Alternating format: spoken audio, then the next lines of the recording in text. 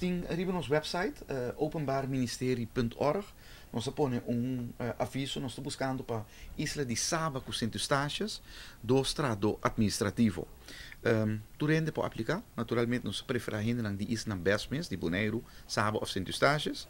Preferível gente de Saba ou 100 taxas mesmo, pero via de bolso contato na Bonaire, portanto gente não está interessado para entrar na Saba ou 100 taxas para o Ministério Público.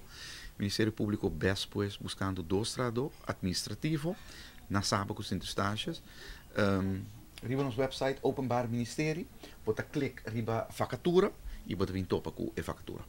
¿Está aquí de imposibilidad también portar personas de Aruba o Corsau, tú también lo quieres solicitar? Seguro, seguro. Naturalmente tem par de exigência, não pode viver sem mais na Sint Maarten, na Saba ou 100 taxas, não tem caminho que pode viver sem mais, para mas eu conheço Isla, me te querer, o inglês me está bom. Pero com é porta de Aruba, porta de Corsau e porta de Isnambesco para solicitar seguro, Sint Maarten também, sem problema, tu ainda para solicitar. Mas danke, no?